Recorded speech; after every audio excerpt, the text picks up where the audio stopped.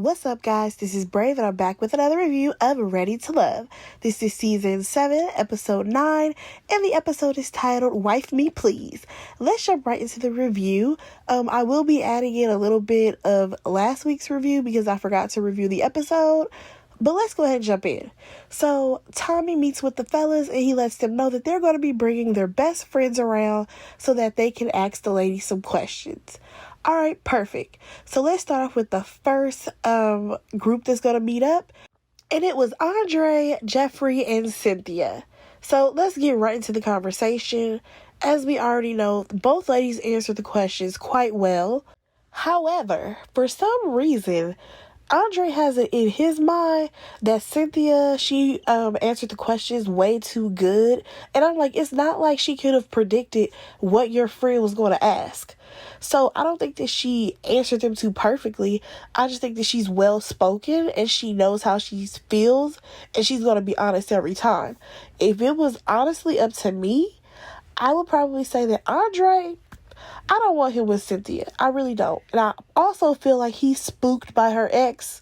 I think that he is spooked by her baby daddy because baby boy was asking him questions and it definitely put Andre in the hot seat.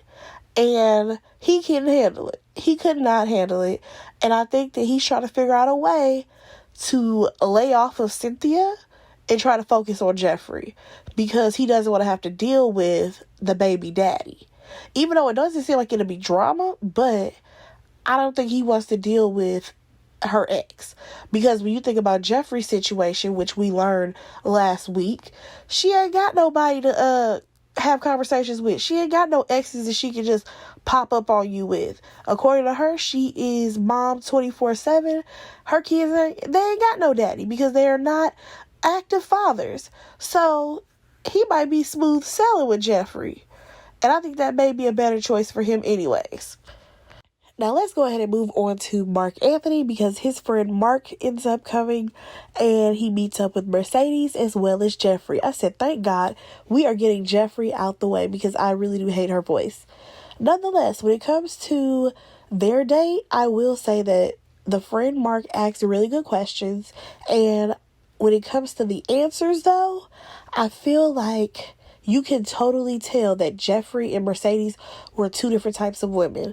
I have already said this in my previous reviews that I really do like Mercedes. I feel like she's very truthful. She's very honest. She has that bubbly personality, but at the same time, she's very smart. While you have Jeffrey, on the other hand, I feel like, of course, she answers the questions very well, but I feel like her and Mark Anthony aren't being upfront and honest about what their expectations are as far as this relationship goes. Because after the ladies left or whatever and the guy started to talk, you know, his friend is like, what do you think about Jeffrey and having kids and all of that? Like that whole scenario, that's not something that you're used to. And Mark Anthony's perception is, well, I'm just going to get to know Jeffrey, and if I like her enough, then, you know, further down the line, that's when we can bring the kids into it. No, that's not going to work because if you actually listen to the words that Jeffrey says, maybe not to him, but in other spaces, she talks as if she wants her kids to have a daddy. She wants you to not only be a man for her, but also be a provider for her as well as her children. She wants you to be involved in being some type of step parent, something to her kids. And I'm not sure if you're actually ready to do that. Because, I mean, I don't know what Jeffrey's timeline is looking like, but she may want you to be involved, and when you guys go out on dates, she brings the kids. You know what I'm saying? I have no idea where her stance is. However, I think that she's not only looking for a person for herself, but she's also looking for someone who can help her and be involved with those kids. And honestly, that's not a problem. That's not an issue because usually when people, they do have children from a previous relationship and they want to move forward and date other people, they do want a partner that's not only going to be there for them, but also be able to be there for their kids. That's not the problem. The problem is the type of person that Mark Anthony is, especially last week when we heard what he had to say to Mercedes and her ex-boyfriend about how he's focused on self and he has to build himself up first and then maybe get into a relationship as long as that aligns with whatever he got going on. He's very selfish. He is still a very selfish person. And that's not a bad thing. I mean, the man, he is single. He's in his 30s. He doing his thing. But I feel like you can't be that type of person and then possibly date someone with 3 children. Like, that's just not going to work. Because there's going to be times when Jeffrey is not going to be able to come to your beck and call and be worried about you because she has 3 other people to be worried about. I personally think that Mercedes and Mark Anthony would work out a little bit better in this situation just because they have a lot that they can experience together. And I feel like they're kind of in the same place in life at this point because, well, you know what? We'll get to something that Mercedes said a little bit later. But I feel like where Mercedes even stands as far as dating someone with children, she's very cautious because she knows that she has no type of background in children. So I feel like going into this with her and Mark Anthony, it might be a better match. But we shall see who picks who. Now let's go ahead and move on. All right, now let's go ahead and talk about Lyndon. So Lyndon ends up bringing his best friend Tori. No, it's not Tori. It's Troy. His best friend Troy and Morgan together so that they can have a conversation, right? It starts off okay. However, once Lyndon told his friend about that Nair situation, again, something I forgot to talk about last week, we learned that Morgan is crazy, okay? She put Nair in a man's hair, even though I'm kind of confused because Nair has a smell, but I'm just like, maybe he must have been really drunk. Nonetheless, she put Nair in this man's hair because she assumed that he was cheating on her. She had no actual factuals, but this was all on assumption. So she assumed that this man was cheating on her. He realizes that, his hair is falling out in the morning because she has put Nair in his hair. She thinks that this is funny. And then on top of that, this was a man that she was just dating and just kind of messing around with because according to him, he wanted an actual relationship and she just wanted to have fun. Girl, you sound crazy. Now, on this episode, like I said, Troy is like, it's something wrong with this girl. So he goes on to ask her further, like, what made you even do that? Like, that's a bit intense. And her whole thing was, I Googled it to make sure it was something that I couldn't go to jail for. Y'all, she said that with a smile. Morgan is crazy. And the crazy thing about that is she sat up there and she went in on Blake, okay? She went in so hard on that man about he is a cancer, how the women don't deserve to be around him, how he is the this and that and this. But here's the thing, girl, you the real crazy one. Because as much as I did not care for Blake, and I still don't like him, I think he's a bit weird, Blake has not done anything that is actually bad. Like, if we think of the grand scheme of things, it's not like he's lying to multiple women. He's not playing back and forth games with people. Blake actually ain't even doing nothing. However, we were all on this Blake hate train, and I don't even understand why.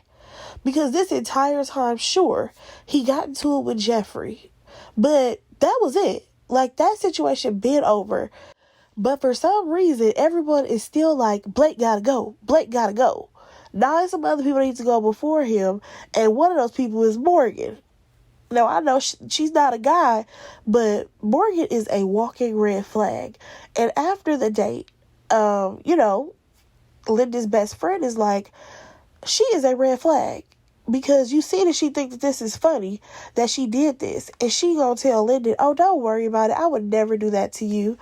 You can't trust her. You barely know her. So I honestly feel like, Lyndon, I'm sorry, your person is not here. I think you need to find somebody else. I don't think it's Morgan. I really don't. I think Morgan needs to go do a lot of work on herself. Especially, I forgot to mention that she said that, she has a 2-year plan, while Lyndon has a 5-year plan. Last time I checked, Lyndon was in his early 30s. He's in his early 30s. He's a bartender. Like, I feel like he probably has a lot more things that he wants to accomplish before he actually gets married to someone. And the only reason why she is rushing for this 2-year plan is because I believe she's 38 years old. So she's trying to make it down the aisle by the time she's 40. Girl, bye. Let's go ahead and move on. All right, now let's go ahead and move on to Blake. He actually brings his friend, I can't remember her name, but you guys, he actually brought a woman as his closest friend, and that way he can talk to Sue-Ann. Now, I was actually shocked because I think this may be the first time that I have seen a guy bring a woman on the show as their best friend. I'm like, okay, well, they can probably give them a different perspective. You know what I'm saying? So within this conversation, we actually learned that Sue-Ann, she's actually recently divorced. Well, I think it was like 2 years prior, but that's still pretty recent. And this would actually be her first relationship outside of, that marriage. So I don't know if she had a few flings here and there. We didn't really go into that. But I will say that the person that Blake brought onto the show, she was very nice. She was very understanding. And I feel like she asked really good questions to Sue-Ann. Because after, she left, I feel like when she talked to Blake, Blake was like, you asked questions that I didn't even think of. And I feel like, what? Let's allow Blake and Sue-Ann to continue to pursue what they have going on. I know that a lot of people feel like they already found each other, so they need to get off the show. But like I keep saying, all of y'all are hella wrong, because that was never the premise of this show. The premise of this show was not to date everybody, and then you get to see at the last minute, at the end, if the last person that you dated is the person that you want to be with. No. If y'all want to actually say that y'all are Ready to Love fans, y'all will go back and rewatch some of those older seasons, and you can recall that at this point in the show, most couples were already chosen. You only had maybe 1 or 2 people who was kind of in a love triangle, but as of lately, that has become the norm. Because if we're going to be completely honest, it does not make sense for people to meet people's exes, meet their best friends, and I think next they meet the family after the retreat or whatever. I think you meet the family next. Why are you introducing 2-3 people to your family? So no, it does make sense for Blake and Sue-Ann to now be a thing. Let's let them rock out and see if they make it to the end of the season. Because honestly, because they have chosen each other, I feel like they deserve to be one of the couples at the end. Even though we may not like them as far as who they are as people or whatever people may say, they actually do deserve to be at the end. Now let's go ahead and jump on over to Tony. Of course, he has his best friend there, and they're going to talk to Marcia, or should I say Marcy, as he loves to call her, and we're going to talk to Morgan. First things first. Morgan is like, I wish that this would just be me here, because I don't really like the fact that Marcia is here. I said, oh, wait a second, baby girl. Because wasn't this the same girl that you decided to tag team with when y'all decided to go in on Anthony? Because he didn't want neither one of y'all? Yeah, okay, girl. She was fine to tag team with, and you can agree that these men were reaching for lower hanging fruit. But when it comes to Tony, oh, that's where you must put your foot down. Girl, bye. Nonetheless, let's get into these ladies' conversations. First things first, Marcia, who are you? Because now you are totally changing your tune. We do not forget what y'all be saying previously. You previously told Blue that you basically didn't even want a man with kids. So now you sitting in front of Tony's friend saying that, yeah, I actually want to have a baby, but it got to be with the right man and blah, blah, blah. So now we speak in a whole other language. We are speaking a whole other tune. Nonetheless, let's slide on over to Morgan. She ain't nobody mama, but she done raised a few kids according to her. Now, when the friend ends up asking them about their 5-year plan, Marcia's like, I see myself being married. I see myself having a kid, blah, blah, blah. Morgan, on the other hand, was like, I got a 2-year plan. Wife me, please. And that is where we got the episode title from. And the friend was kind of like, wife you, please. Okay. And, she explains that she basically wants a man who is on the same page as her. Now, I don't know if she gonna get that out of Tony. I really don't. But we shall see. Now, when it comes to who the friend was feeling, he was actually feeling Marcia's answers because Morgan was all about Tony, not so much about herself. And I'm like, you know what? That actually says a lot because at the end of the day, it is good to be a person who wants to do other things and have your own goals and, you know what I'm saying? Have your own stuff going on outside of your relationship. But it seems like Morgan may be the type of person who's like always up under her man, my man, my man, my man. She one of those girls. Now, let's go ahead and move on because then we have Anthony, y'all. Anthony, the same guy who was at the bottom not too long ago, voted by women who he don't even like. And now he has 3 options. I said, well, how'd that happen? Nonetheless, he brings his homegirl onto the show. They're really close. And that's the person that the ladies are going to meet. So we have Cynthia. She's going to meet with her on her own. And then he's also going to have Sue Ann and Mercedes meet with his friend. I can't remember what her name was. When it comes to Cynthia, I feel like, again, she knows what she wants. She's very educated. And we also learn that her ex, or should I say her baby daddy or child's father, however you want to word it, they have known each other since they were 12 years old. Y'all, when I tell you that made everything make sense about last week's episode, because as you can recall, James was not letting up on anybody, okay? When it came to Andre, he was asking every question possible. And then when it came to Anthony, he started to go and ask him questions as well. Now, he did like Anthony's answers better. And Anthony was like, you know what? You shouldn't even like me or anything like that because at the end of the day, this is your first time meeting me. But what you can do is get my information from her so that way we can chat more because I ain't going nowhere. Baby, that right there sealed the deal for me. I said, now, it's crazy how Morgan and Marcia went in on Anthony, but you see how he is with the women that he's actually interested in. You know what I'm saying? Now, here's the thing. When it comes to who I think Anthony, really should be with, I will say I like him and Cynthia. There is something about them. I feel like it will work. They understand that, they both have children in this situation.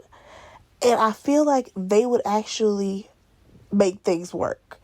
Now, when it comes to him and Mercedes, I love the fact, again, that Mercedes is always honest. She's always upfront. She will tell you exactly how she feels, and in that moment, she's very vulnerable. For example, the friend asked her, you don't have children, so how would you come into this situation because he does have a child? And she says, you know what? That is what has made me very apprehensive about moving forward in a relationship with him because I'm not a mother. I don't exactly know what I would need to do, what it would take to be a mom. You know what I'm saying? She's very upfront. And I appreciate that from Mercedes. Now, I will say this. I like Mercedes and Anthony as well. I really do. I feel like he is very gentle. He is very understanding. And he seems like the type of man that would teach her things that she may need to learn. You know what I'm saying? So honestly, I'm not sure who Mercedes should go with just yet. Now, let's talk about this other person who was there, which was Sue Ann. I'm going to be completely honest. I don't know why Sue Ann was here. The fact that she literally told his friend that he has yet to tell me that he likes me. So, I don't even know if he likes me. Girl, why would he invite you to meet his homegirl and we're this far into the process if he didn't like you? But then again, it made me think. I feel like he is the type of guy that is not going to hurt your feelings. He's going to try his hardest not to hurt Sue-Ann's feelings. But I feel like this is one of those too little too late. Y'all had too little time and it's too late to try to start something. I would rather her focus her energy on Blake than to try to make something happen with Anthony. Now, one thing that I will say, I did not know that Sue-Ann had children. This entire time, I did not know that she had 2 daughters. Like, I really wish that Owen would bring back that episode where they give us a breakdown of everybody and what their life is like, because I feel like I just be learning all types of new stuff with these people. I did not know that she had 2 daughters, but I will say that maybe she does have, a better handle on dating someone who has a child, because they kind of have that mutual understanding of what it's like to be a parent. But I still don't see it for her and Anthony. No offense, girl. Now let's go ahead and move on. All right, so the guys meet up, and of course they talk about who their friends are and what they had to say about each lady. Who really cares? Nothing really happened in this scene besides the fact that we actually learned that the the retreat episode is coming up next. So it should get messy, and I am so ready for that. Now, when it came time to who was going to be going home, it was either Marcia or it was going to be Sue-Ann.